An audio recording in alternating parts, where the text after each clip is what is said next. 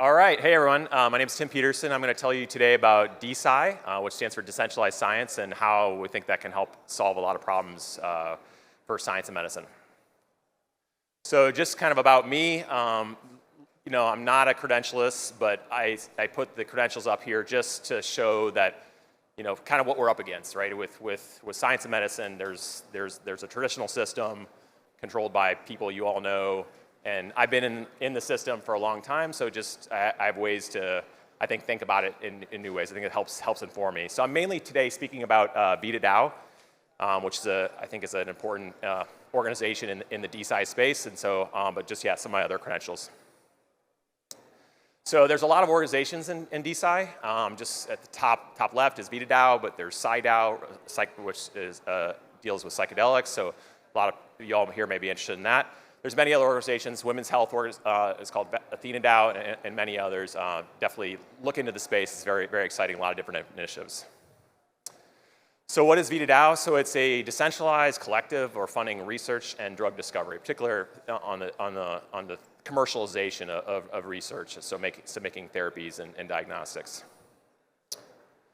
So what we really kind of at an extremely high level, what are we trying to do? We're trying to help kind of restore the Preston curve. And you probably have no idea what the Preston curve was, but it's this idea put forth by Preston, of course, that life expectancy historically has kind of grown with GDP. So you look over time, you know, the more wealth a country has, the more health they have. So there is a very intimate connection. Hopefully that's fairly intuitive to people.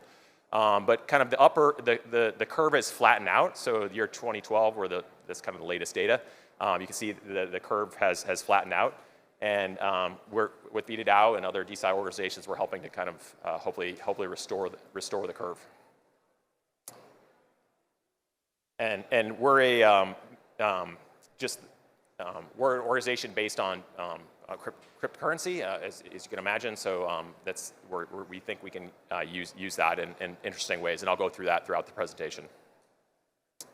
So we have many projects funded so far, about 20 so far. Just to give a few names of some of the things we've funded. VitaFast, which is an autophagy project. Matrix Bio, which focuses on the extracellular matrix. The longevity molecule, which is a project repurposing drugs. So a wide variety of therapeutic projects, as well as diagnostic projects we've funded. So here's just the kind of obligatory social proof side. So a lot of interest in the field amongst longevity scientists. Peter Diamandis, biologist Sven Vassen, is not a pure longevist, but he's very interested in longevity. Vitalik Buterin, one of the co-creators of the Ethereum blockchain. Many folks are interested in what we're doing. So yeah, please check us out on Twitter and other places. So, all right, so science has a lot of problems. You've probably heard about many of these problems. Of course, funding is a big problem. Replication of research, huge problem. Competition, not always collaborative. And communication. People don't understand science. We saw this obviously quite a bit with the COVID pandemic. And what I'd like to argue today, mostly today, is that the problems stem from centralizing forces. And in particular, I want to talk about funding. So the argument is, if we can fix the money, we can fix the world. So I think a lot of work can be done around how research and development gets funded, and that's where I'd like to focus today. So with DeSci, there actually is this oxymoron, and I hope I'll help make it clear to you how this can even make sense. And the idea is that decentralization, in particular using the blockchains, that actually can make the coordination easier. So it's kind of a little bit not intuitive that if you have a bunch of people scattered throughout the world, that actually is a better way to coordinate resources. So this is kind of the most text-heavy slide on the presentation. So just I'll go through it for a few minutes. You'll have some time to look over all the problems and solutions. So we refer to the existing system as TradSci, the traditional science system, and then of course we're developing the DeSci movement. So in terms of problems, there are several, but just to kind of give a few quick ones. So there's, of course, many independent pathways. So there's many funnels. You know, you go through applying for some process, and then you spend a lot of time on that. Often a lot of time up front to kind of get yourself ready to appeal to a funding agency. But then if you go to the next one, you got to kind of duplicate that entire effort, right? There's kind of no relationship between funding body A and funding body B, right? It's all kind of closed source, closed processes. The outcomes are, of course, binary, right? There's no granularity. There's no, you either get $1 million, you either get a lot of money, or you get nothing. Or in some cases, you get a little money, again, where there's a lot of effort up front. So there's no granularity. Peter Thiel has spoken of this valley of death, of the zero to one. So going from not funded to funded, it's a big problem. There is this valley of death kind of in between. And so we think with DeSci, we can solve that. And then of course, in closed systems, there can be issues of trust, right? Contracts, the money flows, they can't always be trusted. People make verbal promises, can't be committed to. Lot of legal issues with how those work. Okay, so in terms of DeSci, we think, right, with blockchain-based, it's a public ledger distributed throughout the world. There's no geographic restrictions. People around the world can figure out, can find each other, match up their interests. The incentives align because you can have a spectrum of how much money is given, and then the early adopters can benefit more. So right, the people who come on board early will benefit the most, and then those who come on later are still helpful, but they of course get less. But nonetheless, the incentives are all along, and then kind of the skin you put in is the skin you get out. So I'll go through this with visuals and more explanations on subsequent slides. And then lastly, in terms of the trust layer, smart contracts and blockchains, I know they're often kind of made fun of in a variety of ways, but right, the deal is with the blockchain, the information is knowable. It's public. It's again distributed throughout the world. It's secured by cryptography. Cryptography secures all of the internet. They're highly robust systems, highly robust algorithms, and so you can trust that what you're dealing with and that your money is where you think it is. Okay, so if for the crypto aficionados in the audience, or what this slide refers to is the Byzantine generals problem. So if you're not familiar, let me just go through it real quick. So really one of the big keys of why Bitcoin is interesting, and then why all the subsequent cryptocurrencies became interesting, was really this Byzantine generals problem. So if you think in terms of military terms, so what happens in battles, right, is you have a bunch of different artillery groups, and right, the problem is they can't be coordinated in many cases. They're geographically separated. Maybe one's at the base of the hill, one's on the other side of another hill, right? So to attack a common enemy, they have no way to communicate with each other.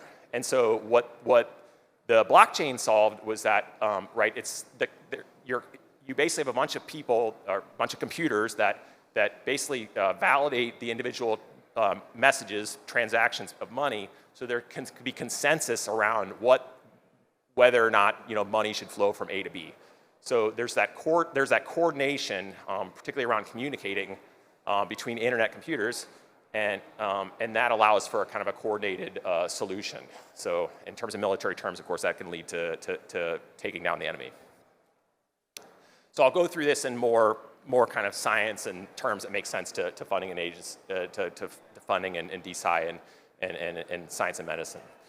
So just take a step back again with the problem. So just imagine a funnel, right? There's all these kind of actors. You're at some point in this funnel. You try and go through the funnel, but you are going in the wrong direction. And then, of course, the rules aren't clear, so some people go out of the funnel. But ultimately, often one or a few people make it through the entire funnel. So it's really often a winner-takes-all situation, not something that works for too many people.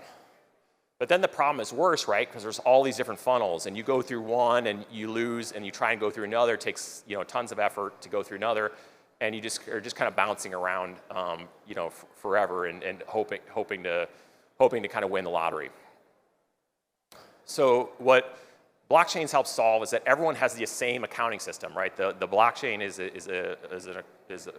a way to measure money, who owns what. And then, so of course, consensus can be achieved in the algorithms that drive how the cryptocurrencies work on the blockchain. And so, of course, then also the money can be coordinated at any stage. So speaking in terms of incentive alignment, again, I was referred to that Early adopters, right, benefit more than later adopters, but so if you think in terms of how funding happens in the world today, there's, right, pre-seed, idea stage, seed stage, Series A, Series B, et cetera, type equity rounds, and you can imagine coordinating that money at all those different stages for people that are really high risk to kind of lower risk. Those all can be handled through decentralized based solutions. So to make it more tangible, I think this is the organization that has really made a lot of this possible. So Molecule helped, is a Swiss GmbH. It's helped launch VitaDAO as well as many other DAOs. So the way they've made this possible is with these things that they're calling IPTs. So they're essentially taking tokens, so they're taking NFTs and putting the intellectual property, the assets themselves, the products, whatever, whatever is your valuable thing, and they're tokenizing that. In particular, they're making fractional tokens of the NFT. So you can go to their website, molecule.to, learn all about it. We're using this at VitaDAO, and many other people in the DeSci community are using this. So IPTs are essentially tokenizing your assets. Okay, so how does that help coordinate the money? So the answer to that question is this thing called a bonding curve. So a bonding curve, what's interesting about that is that it's pre-specified. So it's a supply and demand curve. You can match up the amount of tokens, the amount, the kind of the quantity of your asset to the price of the asset, and it's pre-specified. So everyone agrees to it. It's on the blockchain. It's kind of non-falsifiable. It's a bonding relationship. So here's kind of what a simple curve looks like. In general, they go up and to the right. So right as you kind of have more tokens, the price of the tokens go up. So what that allows is for incentive alignment, right? The early adopters, the people that get in very early, right? They have a low price. The people who get in later, they have a high price. And then of course, depending on what the initial conditions are, the price can either be a lot or it can be a little. So you can have an idea stage project, which is worth $100, and you can have a curve that doesn't scale to very much there, or you could have a almost IPO level type of company where the curve is shifted up a lot. So it really can fit for all types of projects. And then so that all makes sense, and you may be thinking, okay, I'm not going to remember this. I have to go look up what bonding curves are. But the argument is about technology, right? Is eventually it all fades into the background, right? You probably heard this from other people. Probably in 30 years, people won't be talking about bonding curves. They won't be talking about IPTs. It'll all just be kind of blended into the background. And so I just want to take a little bit of a trip down memory lane for you all to think about how technology, in a way that we can maybe understand now, how it kind of has blended into the background. So many years ago, let's take it back about 30 years, people were seriously questioning the utility of the internet. Of course, it's so obvious now, it almost doesn't even need to be said, right? The internet has given us just dramatically better information access, right? You don't need to go to a store to buy music and then go to a different store to buy other things and learn about music or whatever. You don't have to go anywhere physically, spend effort, time. It's all right there at your fingertips. The information access is just dramatically better due to the internet. This is my favorite video on this topic. So Bill Gates is interviewed by David Letterman, who's a famous comedian, and you can just go look this up on YouTube, where Bill Gates is trying to explain to David Letterman about why we need the internet and what it is, and so Bill Gates goes through an example of saying, oh, you can listen to a baseball game, and Dave Letterman's like, he's a comedian, so he's a funny guy, so he's like, well, have you heard of the radio? There's ways we can do these things already, but again, it's this 24/7 access. It's just the availability of the information that allows for. It just makes the system better, much better.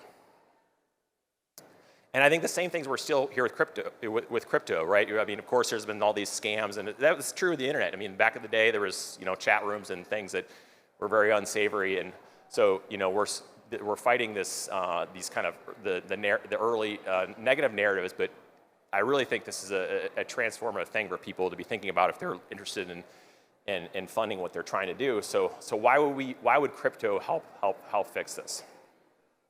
And the answer is it's much better money access. And to be a little more specific, less pithy, it helps coordinate people around money. It helps align their incentives. I kind of went through those examples, but hopefully what I've said today helps to make that a little more clear, that people can join in, fund projects. It's all on blockchains. It's all knowable. You can trust it. You can earn, you can join in at your pace when you find the times right, and find the ideas that you think are interesting that maybe no one else in the world thinks are interesting. So, of course, this is being used well beyond DeSci. Crypto is not just something for science. Of course, we're quite new. Crypto's been around for a long time. I just want to highlight this example. If what I've said today about how we're funding science and medicine is maybe too esoteric, I think there's several organizations that I think doing things which are maybe more tangible to people, particularly for more mainstream audiences that have no relationship with science and medicine. So this is just one recent example that I really like. So there's this organization called Teleport, which is helping fix ride sharing. So, right, we know with Uber's great service, we can order taxi anywhere, but right, there's often the case that the drivers are not paid well, and that's because, right, the money all goes back to Uber, right? So Teleport has come up with this system where the early drivers and riders basically get incentivized more than the people who join into the network later. I don't fully understand it, but you can imagine how there's ways to basically do it so that the money just doesn't all accrue to Uber, right? It's a decentralized system. It goes to those who join in and contribute their time and their efforts, and so it's a much better business model, at least in theory. So this is a really cool example. Just look up this. Also, just a really great talk by this guy Paul Bohm. So I would also encourage you to look up his talk there. I'd like to thank many people. There's way too many people to thank, but Max Unfred helping get me here to this conference. Eleanor Davies, kind of our leader of the Dealful group here at VitaDAO. And Molecule in particular, there's many people in DeSci, Molecule in particular, for helping launch VitaDAO and for helping put forth some of these concepts like the IPTs. Many people to thank, and just happy to answer any questions.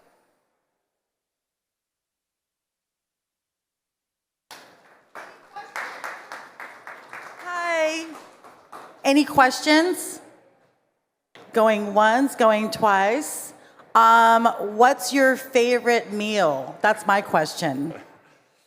That is a good question. I don't know. I guess it's kind of boring, I guess. I'm not quite as, Brian Johnson yesterday, if you know him, he's a extreme kind of longevous guy who's, all he does is do healthy things all the time. So he spoke yesterday at the conference, and he says he has no cheat meals. I guess if I were to say, so I live in St. Louis, which is where we have phenomenally unhealthy food. Like, I think it almost prides itself on trying to have some of the worst, delicious but unhealthy food. And like one of the things we make there, it's not actually the most popular thing. There's several more popular things, but a lot of shops have very good donuts. So I think my favorite thing is donut. Yeah.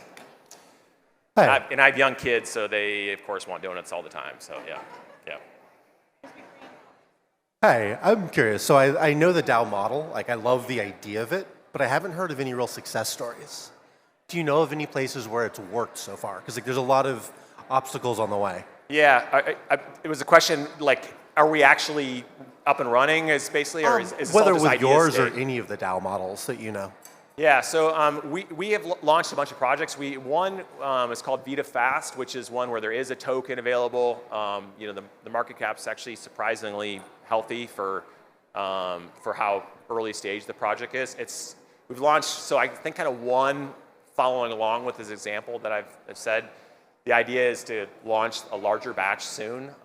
We've definitely been, it's a healthy criticism to say that, yeah, we've been much more kind of in the idea stage. It's all very theoretical, and we need to go faster and actually get some of these ideas out and launch more of these IPTs, and I think that will help more people see the value.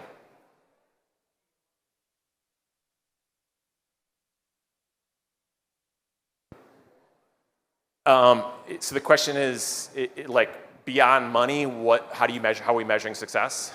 Yeah, so I think it's harder, of course. I mean, we, maybe in terms of publishing, or I guess,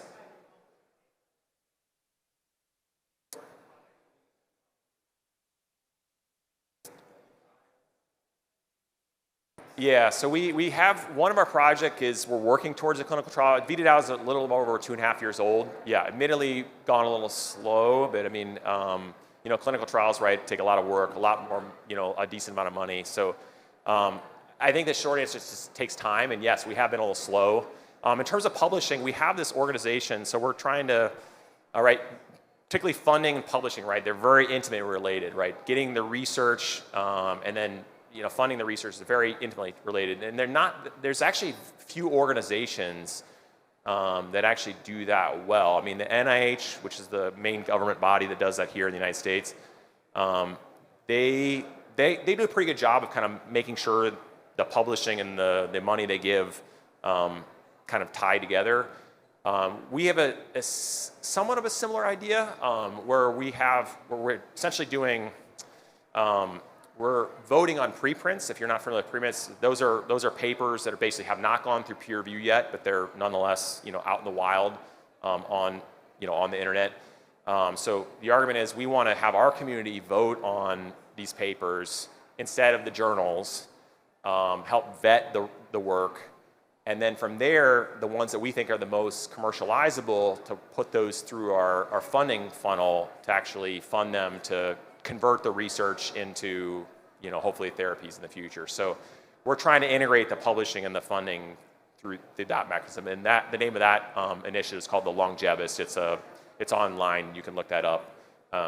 And we're, currently voting on preprints for this last quarter right now. So, yeah. We've got 2 more questions. Go ahead. Yeah. Hi, Tim. My question is, is there any way you can elaborate in terms of other examples on how these technologies are making market disruptions, coming from traditional finance, DeFi, and decentralized finance? Yeah. And if you can elaborate on some examples that not also in terms of investments, in terms of returns. In addition, there's a lot of ESG now, and the institutional money is flowing now, but of course, you show the curve, how important it is to get early into the stages, and I was wondering if you can talk a little bit more about that. So, I mean, in terms of disrupting how money flows in biotech, right? It's hard to get money in and out of the system. With what we're saying here, these tokens that are their tokenization of the asset, those are available 24/7 to anyone in the world. So, including the project makers, so that they can have, you can sell, anyone can buy and sell at any time. That's quite different than how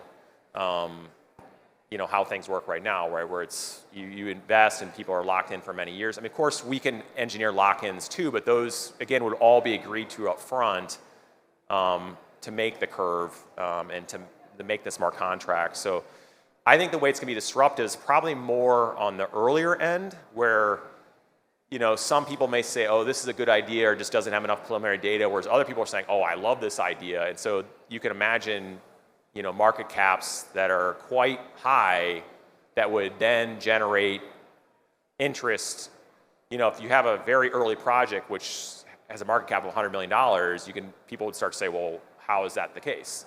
And so I think that would interest other people to take a deeper look at to why some people think that should be worth so much.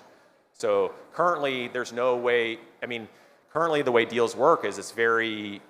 There's just a lot of insider. It's like you can't know about all the deals around the world that are potentially extremely valuable. Where if it's on the blockchain, everyone in the world has the same information about whether or not the project is potentially much more exciting than maybe it would appear to you at first glance. So, yeah. Hi, Hi. I'm wondering what are some of the ways people can get involved in DeSci? So either maybe they are a scientist interested, maybe they don't have that background, maybe they do or don't have a crypto background. Yep. Yeah. So I think one of the kind of coolest things about it is, like, again, credentials are kind of, they help, but they don't, like, I'm someone who has a lot of credentials, but like that's not, it's helpful. Like it helps me maybe help provide some quality control to VitaDAO, but it's a very flat DeSci is very flat. So people that don't have any credentials are, can be just as valuable because it's really just about kind of contributing your effort and trying to, learn and get up to speed as quickly as possible. So, in crypto, there's a lot of anonymous people. So again, no one knows any of their credentials. So I think it's actually quite good for another way to answer the gentleman's question earlier about disrupting how things work. I think the lack of credentialism is quite helpful. There's often decentralization means like there's not good agreement on what project is good or bad, and people can have extremely different opinions based on their judgment. And from my days over 20 years in traditional systems, there's a tremendous amount of groupthink and kind of appeal to authority. Whoever's kind of the most senior person, usually their viewpoint is the one who wins. I'm one of the most senior people in VitaDAO, maybe if not the most senior, and my viewpoint actually very often loses. And so I think that's a healthy thing where it's like, where people, it's just much more kind of taking people from where they're at. It's people from around the world. It's, it's not like, oh, this person. I've almost literally never heard someone say, oh, this person's from Harvard. Like, oh, so therefore, like, they must be good. Like, it's just does not happen. So I think that's a very healthy, I think it's a very healthy ecosystem to be in where no one cares what your background is. So. Thank you. Hand of applause. Thank you.